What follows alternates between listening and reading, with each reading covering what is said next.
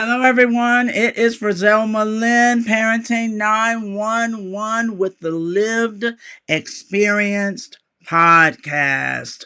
So, welcome.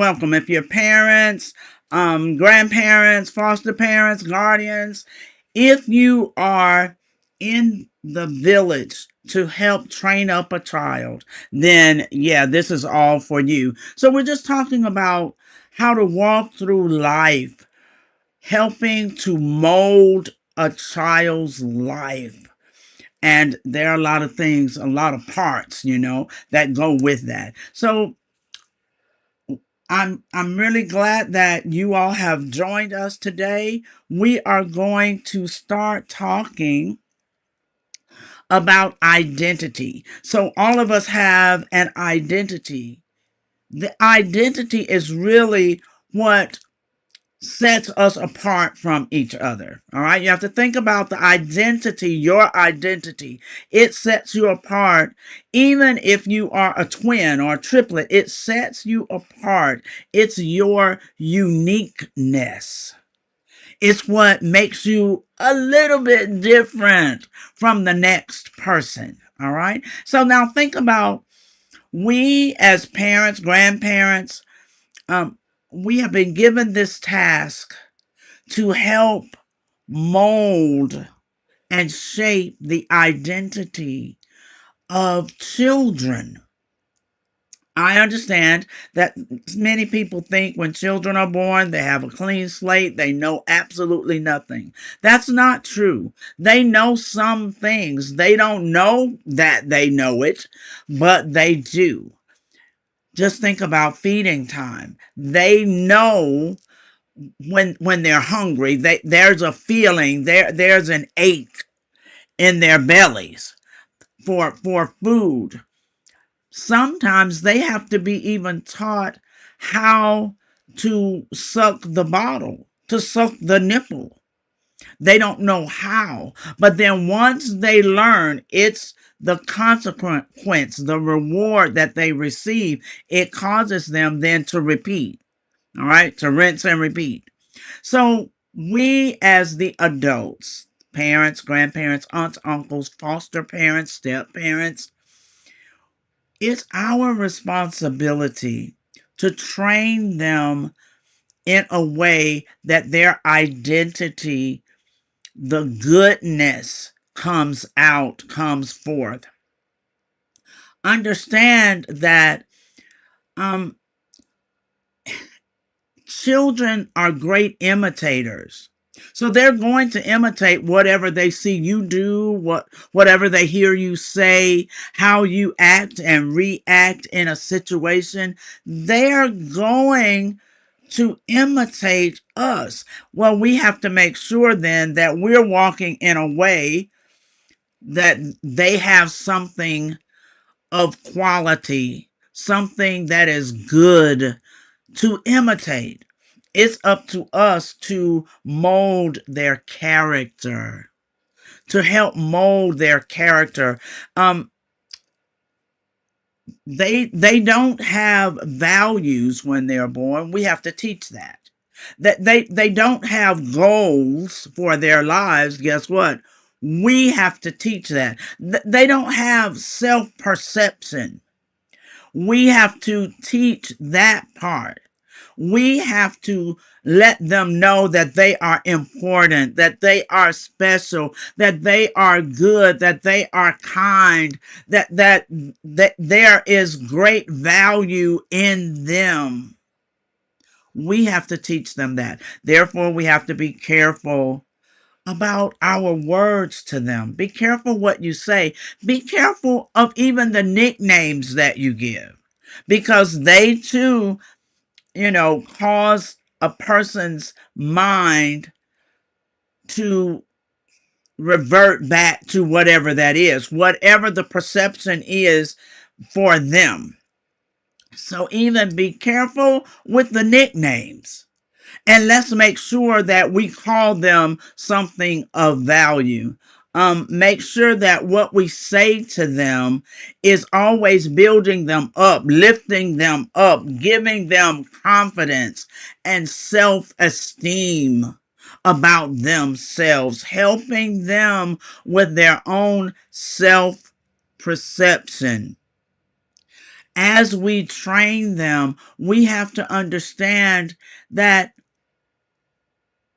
we are the ones responsible for molding them. Just like a potter with his clay on the wheels, that would be us, the parents, the potter. The clay is the child, and it's up to us how we develop them. I know many parents think that you have to have a lot of money to be able to raise the child well. That's not true. That's a myth, because many parents with a lot of money still don't take the time and effort that it takes to mold the child well. What it really takes is a heart. It takes caring. It takes you being willing to make some sacrifices so that your child can receive the best of the best. It takes your heart. You have to spend time with them. You have to talk to them. A parent was talking to me about their child not yet being able to speak well or form words well. And I reminded them, I said, now my recommendation always is for a parent, an adult, an older sibling, to talk directly to this young child. That's why television or these devices cannot be your babysitter. Children need to have one-on-one conversation, and they are watching every movement. They're watching our expressions. They're watching how we form our words, and then they imitate. As children grow older and develop, they imitate us to a point. However, we have to understand that then we mentor them. We have to walk alongside them. Our our identity has to be one that's worth them imitating, worth us sharing. Being a parent should change your character, because it should make you want to be better. It should make you want to live a better lifestyle. It should make you want to straighten up in the areas where you've been a little just loose, a little, just relax, just laissez faire. It should make you want to tighten up in those areas that you have not paid much attention to, because now you have another human being that's going to mimic you, that's going to imitate you, that's learning from you. Your child learns how to live life based on how you live life. They learn how to have a conversation with another person based on how you have a conversation. So they're learning from you. It's up to us to make sure that we mold good character for them. We model good character for them. Their identity is going to determine their destiny. Their identity is going to determine their destiny. So make sure before you try to push them out to perform in a certain way, you have already established identity for them so they know who they are. So they know the value they bring to this world. So they know that they are important, and they don't have to rely on others to try to tell them that. They already know. They already know that they are special people and an important person, important to your family. They need to know all of that.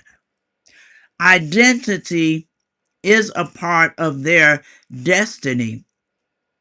Think about the child that's never taught that they are smart enough to do amazing things in life. Imagine the destiny of the child who's never told that they are loved. Imagine the destiny of a child who has never been supported, who's never been taught that they need to keep pressing in tough situations, that they can do it, that they're strong and courageous. Imagine. Now, for some of us, we don't have to imagine far, because for some of us, as parents, aunts, uncles, grandparents, we experienced it. We experienced those things as children.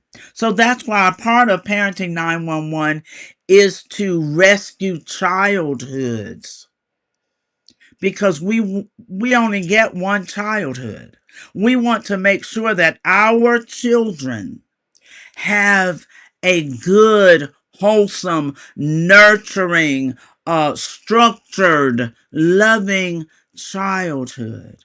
This is not the same as when some people say, I don't want them to grow up like I did. But everything that happened when you were growing up was not horrible, because remember, our childhood frames who we are as adults. So something that happened, someone in your life as a child helped build good character in you. So just understand, children are real people with real feelings. They have an identity, and we are the ones that are to shape the identity. We are the ones to build their character. If your child talks a lot, that's not an obstacle. That's just letting you know what to use to help build their character. Maybe in the future, their destiny is going to lead them to be a teacher, or to be a lawyer, or to be someone on TV or in theater, or a leading voice. So don't take that as an obstacle. Use that as a clue for the destiny. If your child is one who's very quiet, maybe they are a thinker, and they are in the future going to be a philosopher. Maybe they're going to write many books. Don't see that as an obstacle. See that as an opportunity to help guide them towards their destiny in a career where that can be used in a great, magnificent way. If your child is strong-willed, and I would have been one of those strong-willed children, maybe that means that they are a visionary. They have these huge dreams about the future, and they're going to do these amazing things that will be a part of their destiny. So don't see things as obstacles. See them as opportunities. Opportunities to help mold. Opportunities to help build character. We'll end with this part. Make sure that you expose your child to good things in this life, in this world. We see a lot of negativity, yes, but there's so much good. There's so many wonderful opportunities, so many wonderful experiences for you to allow your child to have. Some of them don't take much money, but they do take time. They may even take planning. you know, but expose your child to the good. When we don't expose our children to all the wonderful things of life, then we're actually doing an injustice to them, because as they grow older and become teenagers, they won't have a choice. They'll only know one way, and maybe that's just the way of the street. Maybe that's just the way of hurt and harm. Treat someone as mean as they treat you. Maybe that's the way of being tough and killing. But that does not need to be the only thing they know. It's up to us, parents, grandparents, aunts, uncles, the village, to expose them to the good. Now, I know some of you may say, why would I want to do that? Nobody exposed me to the good. Remember, I said earlier, to be a great parent, not just a good one, a great parent, you've got to parent from your heart. You've got to care about your children to the point you want them to be better than you. You want their childhood to be better than yours. You want their life to be better than yours. You want to see them succeed and go to great heights. You have to parent from your heart. This is not a competition. Actually, it's a team, and you're the coach. For your team to win, you've got to want the best for them. You've got to provide the best for them. You've got to push the best for their lives. You've got to make sure you're framing things for them so that one day they'll have a choice. They'll know that there's so much good in life. And yes, trust me, you won't even have to teach them the bad stuff. They're going to learn that. That really comes naturally. They're going to learn that. But please be very, very careful about exposing children to the things of life that are not age appropriate. You should want to keep your child innocent from all of the terrible, horrible things that go on in this life. Keep them innocent and protected from that as long as possible. As you strengthen their identity in themselves, as you strengthen their confidence in themselves, keep them protected. Every child deserves that. And they should get it. Do you know why? Because they have us. They have you.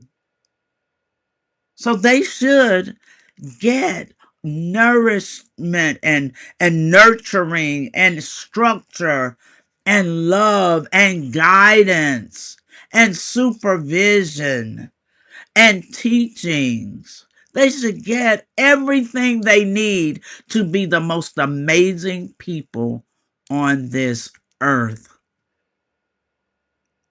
That's up to us. It does take time.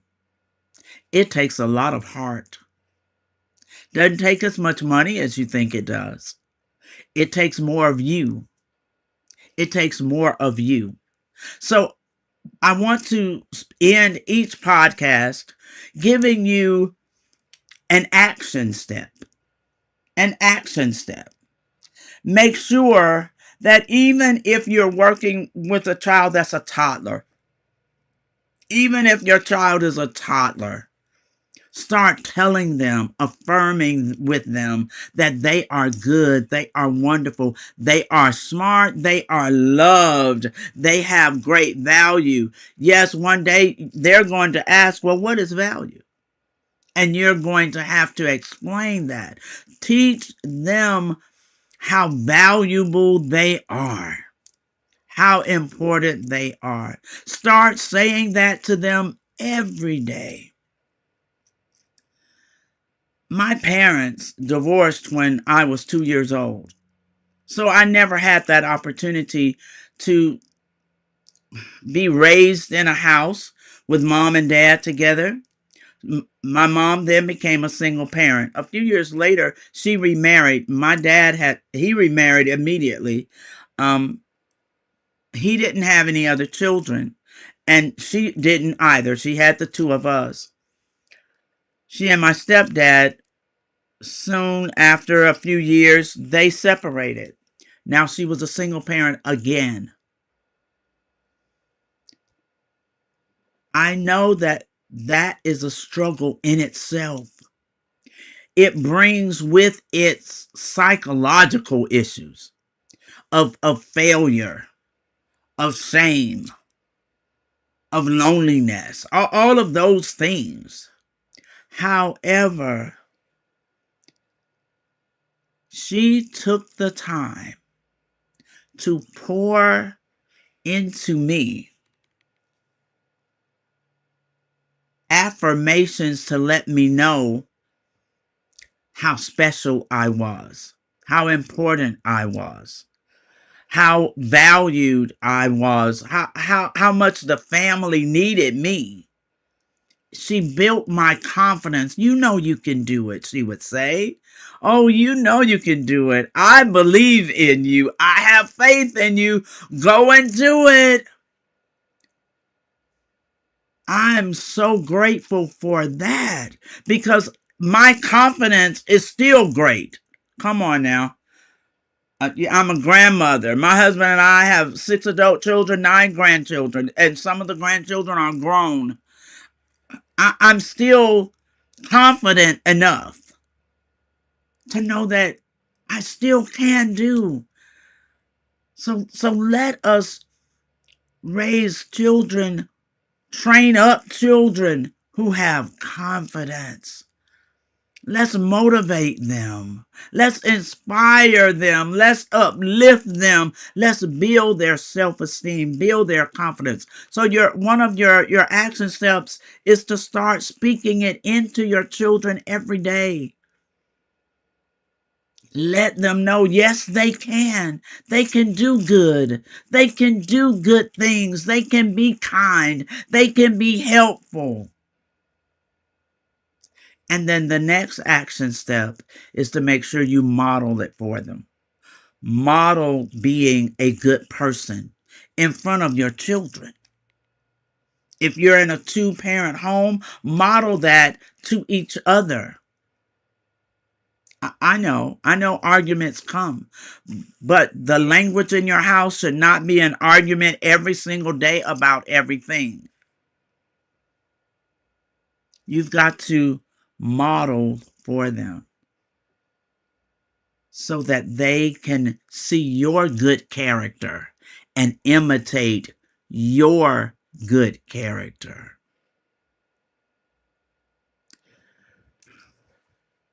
I hope you listened and learned something that you can start implementing. I like to be very practical when I'm teaching.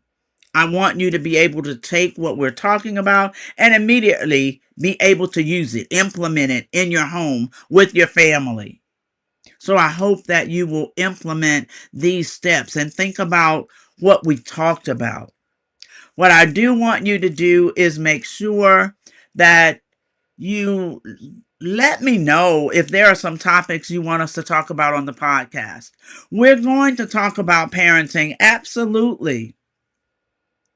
We're also going to talk about encouraging our teens to hang in there and accomplish things in life. We're going to talk to parents of adult children who don't know how to respect the fact that their babies, their children are now adults. We're just going to talk about lived experiences.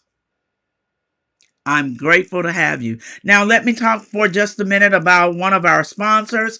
It is Emotions You Know. Emotions You Know is a game where we can feel and share our emotions with each other. It's a game that you play similar to Uno, and it relaxes the environment so all of us can learn how to share our stories, our life stories with each other. Emotions You Know is one of those games you'll never forget because it's about you. It's about you. So you'll pick an emoji and you'll share it. You'll share the emotions that come up with that with the group that you're playing with. Go to emotionsyouKnow.com and you'll learn more about the game. All right, I look forward to seeing absolutely every one of you next week. Tell your friends, tell your family, tell your parents, tell those other people that you know who are parents and grandparents to come and let's listen. We are going to be just talking about life, parenting, all of our lived experiences, the good, the bad, and the indifferent. Sometimes that's the issue. Nobody wants to talk about the difficult things. We're going to talk about those too. I'll see you on the next Lived Experienced podcast journey. Thank you.